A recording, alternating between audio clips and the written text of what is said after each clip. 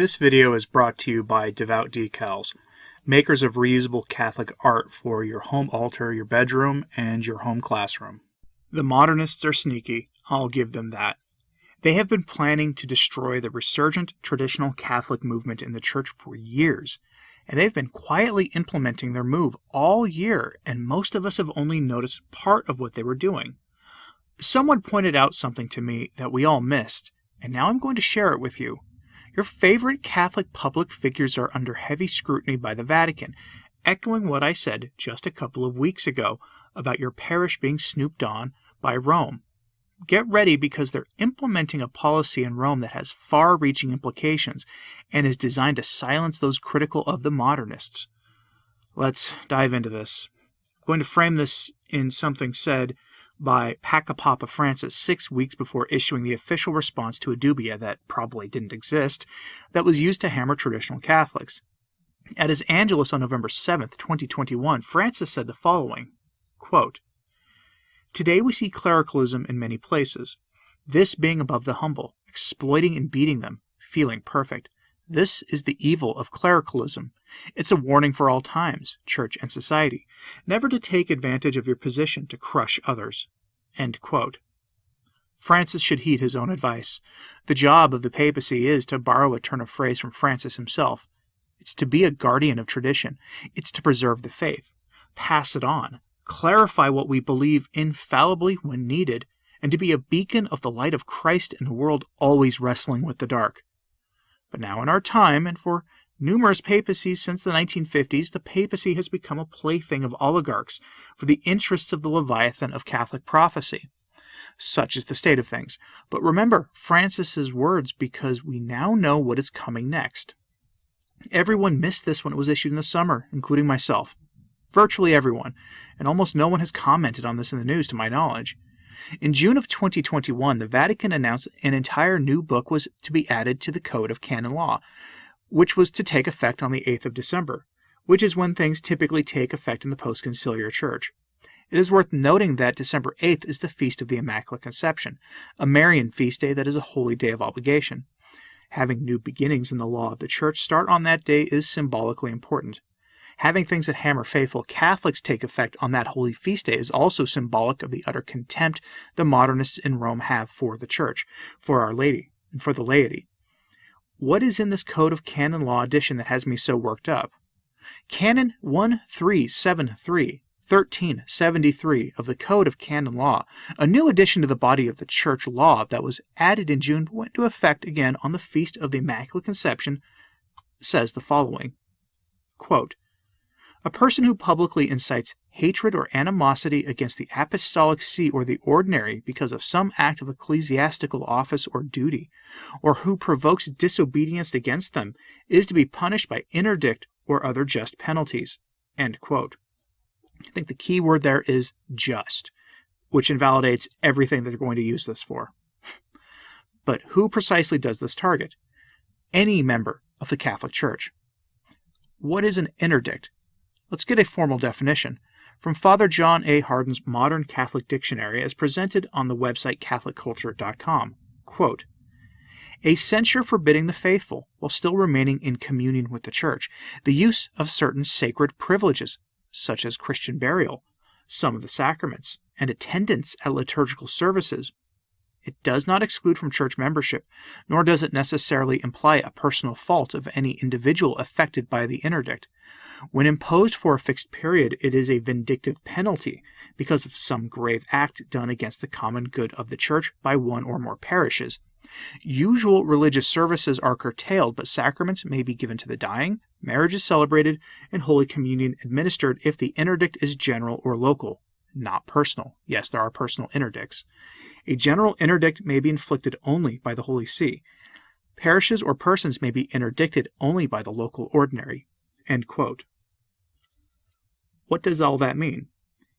Anyone who speaks against Papa Francis, the modernists in Rome, or any bishop misusing his authority can be denied the sacraments by his bishop. The bishop can determine the severity of the penalty, including being barred from receiving the Blessed Sacrament and even confession. Recall that in 2020 there was talk among some of the Catholic commentators, who are smarter than I am about the entire church, being under interdict due to the cessation of public Mass. Only a tiny minority of the Catholic faithful were able to receive the sacraments during that period, usually through the SSPX or Sedevacantist chapels, who ignored the unjust decrees to cease the public offering of the holy sacrifice of the Mass. Now imagine this. One day a formal registered letter is delivered by your postman to you, and you happen to run a blog or a YouTube channel or just very active on Twitter under your real name or whatever, and the postman has you sign for it.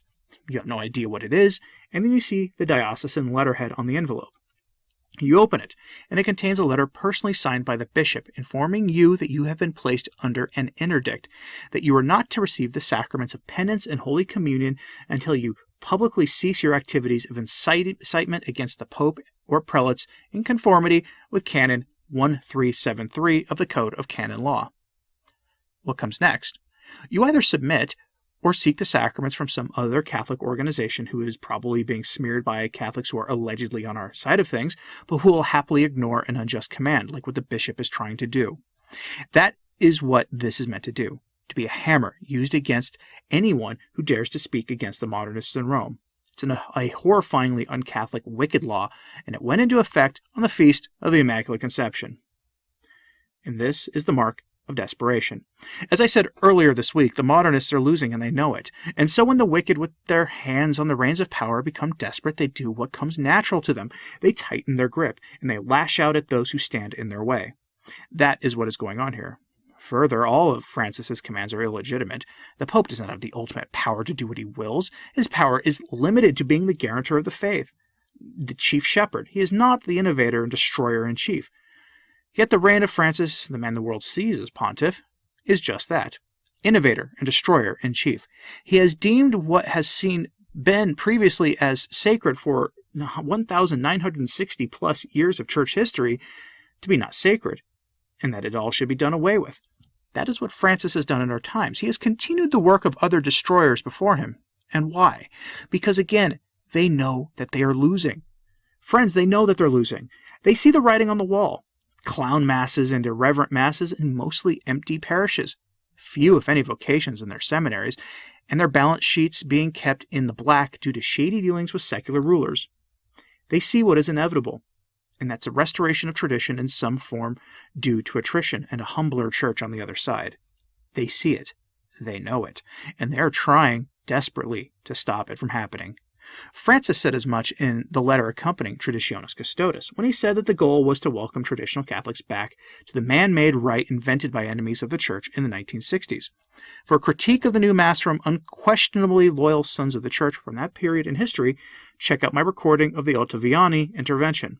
Cardinal Ottaviani, along with his co-authors, predicted to Paul VI what would be the outcome of his new liturgy, decades before it came to fruition. There are those that say our duty is to obey at all costs. That is false. As I went over on Monday, many saints and great minds of the Church have all said the same thing. We must resist the actions of any prelate or pope who seeks to destroy the Church. 1 Peter 5 had a good article on this topic recently, and I'm going to use it to make a point. Centuries ago, another pope was acting in ways destructive of the Church and of the faith of the laity. Not in any way nearly as overt as in our times, but still dangerous to the faith and morals of the laity. I will here echo the words of Bishop Robert Grosstate, who died in the year 1253, who, when faced with an unjust papal command, responded in this way. Pope Innocent IV was engaged in a case of nepotism. He tried to award a seat of power to a cousin of his near London unjustly, and Bishop Grosstate categorically rejected the claim of papal authority in this matter. Quoting the late great Michael Davies on this, quote, in his reply to the papal command, Bishop Grosstate accused Pope Innocent IV of disobedience to Christ and the destruction of the care of souls. No faithful subject of the Holy See, he wrote, no man who is not cut away by schism from the body of Christ in the same Holy See can submit to mandates, precepts, or any other demonstrations of this kind. No, not even if the authors were the most high body of angels.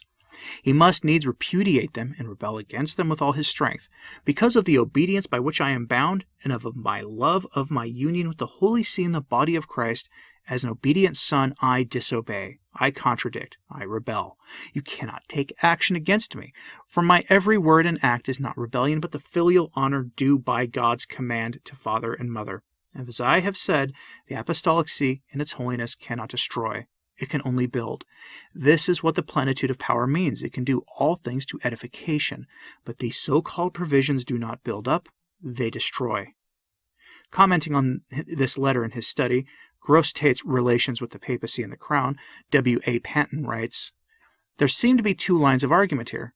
The first is that since the plenitudo potestatis regarding the jurisdictional power of the papacy exists for the purpose of edification and not destruction, any act which tends to the destruction or the ruin of souls cannot be a genuine exercise of the plenitude potestatis.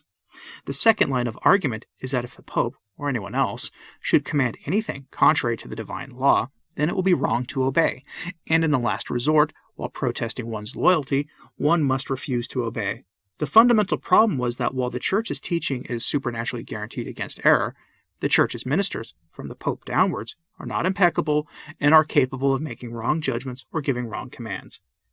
End lengthy quote. Many of you have asked me to talk about the limits of obedience due to Rome. I'll quote that article again here, where the author provides this from Father Chad Ripperger on when we can justly disobey lawful authority.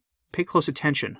Quote, "St. Thomas Aquinas, other moralists, and even the Church herself give certain conditions under which we should not execute the command of a superior, and this would apply to bishops, and in some rare cases, even the Pope.